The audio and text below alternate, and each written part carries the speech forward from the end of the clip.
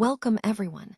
I'm excited to be here today to guide you through the complete step-by-step guide for aspirants interested in PhD admission at VIT-AP Amaravati. On this first slide, you'll see the title of our presentation, which is Complete Step-by-Step Guide for Aspirants, focusing on the PhD admission process at VIT-AP. Over the course of this presentation, we'll walk through each stage of the admission process, providing you with all the essential information you need. So, let's get started and make this journey easier and more understandable for you. Let's take a closer look at the different PhD pathways offered at VIT-AP. First, we have the standard PhD program, which is designed for candidates who already hold a master's degree. This pathway is quite traditional and provides a structured route for those who have advanced their academic journey to the master's level. Then, we have the direct PhD program, tailored specifically for exceptional bachelor's degree holders. This option is ideal for outstanding students who demonstrate exceptional potential and are ready to jump directly into doctoral research, bypassing the master's altogether. Both options are part of our broader PhD programs at VIT-AP, which aim to foster high-quality research and innovation. The key takeaway here is that we provide flexible pathways to accommodate different academic backgrounds, ensuring we can support talented individuals at various stages of their academic careers as they pursue their research ambitions with us. Let's take a closer look at the two main pathways for pursuing a PhD. First, we have the standard PhD route. This typically requires a master's degree, and the key eligibility criteria are a minimum of 60% or a CGPA of 6.5 out of 10. This pathway is ideal if you've already completed a master's and want to continue with doctoral research directly.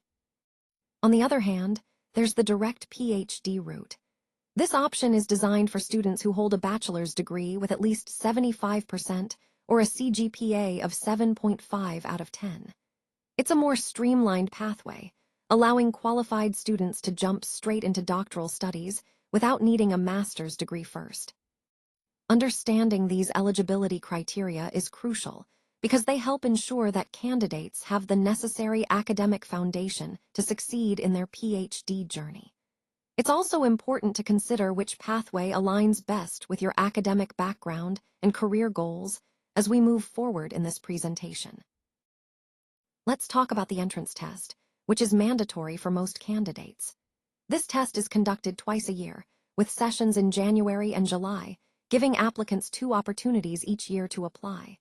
The mode of the exam is a computer-based test, or CBT, which means you'll be taking the exam on a computer, making it a more streamlined and flexible process. The duration of the test is 2 hours, so it's important to manage your time well during the exam. The test itself consists of 100 multiple-choice questions, or MCQs, covering various subjects relevant to the entrance criteria. This exam is known as the VITRE entrance examination, and it's a crucial step in the admission process. Overall, this test is designed to assess your knowledge efficiently and fairly, fitting into the larger theme of providing a transparent and accessible admission pathway.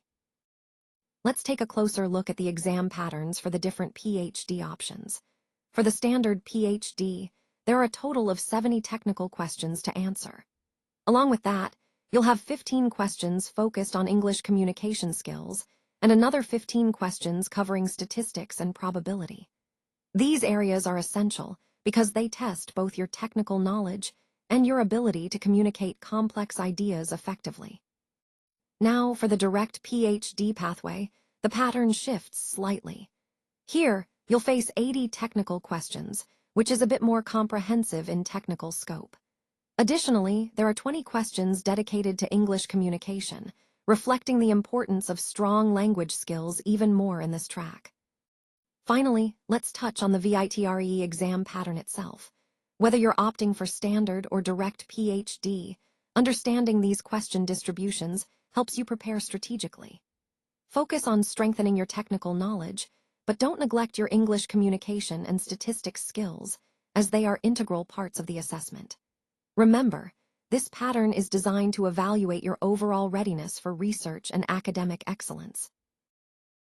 Now, let's take a closer look at the VITRE score, which plays a crucial role in our selection process. The score is based on a comprehensive evaluation that considers multiple factors. Next, we have the research proposal or statement of purpose, often abbreviated as SOP. This document helps us understand your research interests, motivation, and clarity of thought. Moving on, the personal interview, which can be conducted online or in a hybrid format, provides us with a chance to gauge your communication skills, confidence, and overall suitability for the program. We also look at your academic record, including both undergraduate and postgraduate performance. This helps us assess your academic strengths and consistency. All these elements come together in our selection process, which is designed to identify the most promising candidates. So remember, each component from the VITREE score to the interview and academic record contributes to the overall evaluation, ensuring we select individuals who are not only qualified, but also motivated and aligned with our institution's goals. GATE or UGC-NET qualification can really strengthen your application, making you stand out among other candidates. It not only adds weight to your profile, but may also improve your chances for higher fellowships, opening doors to more advanced opportunities. However, it's important to remember that even with these qualifications, you still need to apply through the VIT portal to be considered. So, while these credentials are a big plus, the official application process remains a crucial step. Overall, having GATE or NET benefits you by enhancing your credentials and potential funding opportunities, but staying on top of the application process is key to making the most of these advantages. Now, let's look at how to visit the official VIT admissions portal. First, you need to go to the official website, where all the admission activity happens. Once you're there, the next step is to register with your email and mobile number. This helps in creating your unique profile and ensures you receive important updates. After registration, you'll be asked to fill in your personal and academic details. It's important to enter accurate information to avoid any issues later on. Next, you'll need to upload your documents, such as a recent photograph, your signature, and academic certificates. Make sure these are clear and within the specified size limits. Once everything is uploaded, the final step is to pay the application fee, which is approximately $1,200. You can pay this online through various payment options available on the portal. This process is straightforward, but it's crucial to follow each step carefully to complete your application smoothly. Remember, applying online is the most efficient way to ensure your application is received on time.